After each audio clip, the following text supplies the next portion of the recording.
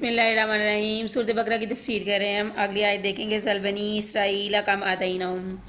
اس آیت میں بھی یہود کا ذکر کیا جا رہا ہے کہ بنی اسرائیل سے ذرا پوچھئے کہ ہم نے ان کے بزرگوں کا آباء و اجداد کو کتنی نعمتیں اور واضح دلیلیں دی تھیں، مگر ان لوگوں نے بجائے ہدایت حاصل کرنے کے گمراہی کو خریدا، اور پھر ان کو کیسی کیسی سزائیں ملی۔ ان کو توریت ملی تھی، ان کو چاہیے تھا کہ وہ اس کو قبول کرتے، مگر انہوں نے انکار کیا۔ پھر ان کو کوہ طور کے پہاڑ کو ان پر معلق کرنے کے لیے کہا گیا اور ان پر گرانے کی دھمکی دی گئی۔ مثلا بنی اسرائیل نے حق تعالیٰ کا کلام سننا چاہا تو ان کو ان کی آنکھیں دیکھتے ہوئے بجلی کی کڑک نے ان کو سلب کر لیا۔ مثلا سمندر میں راستہ دے کر فرعون سے نجات دی گئی، اور یہ پھر بھی گسالہ پرستی انہوں نے کرنا شروع کر دی۔ پھر اس کی سزا یہ ہوئی کہ ان کو قتل کا کہا گیا۔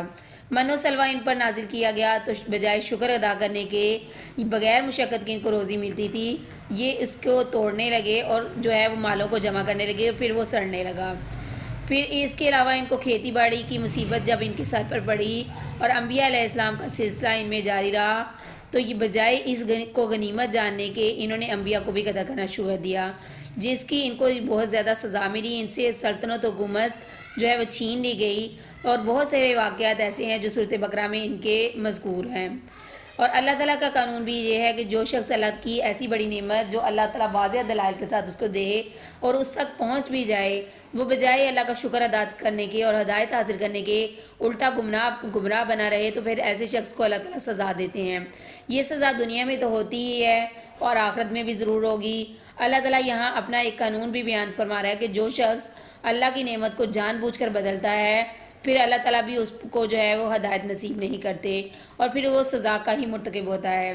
دعا کیجیے اللہ تعالیٰ ہمیں اپنی نعمتوں کی قدردانی نصیب فرمائے اور ہمیں اپنا شکر گزار بندہ بنائے اور وفادار بندہ بنائے، یہودیوں کی طرح ہمیں نافرمانیوں سے بچائے، اور اللہ ہمیں اپنے نافرمانوں میں شامل نہ کرنا۔ وآخر دعوانا ان الحمد للہ رب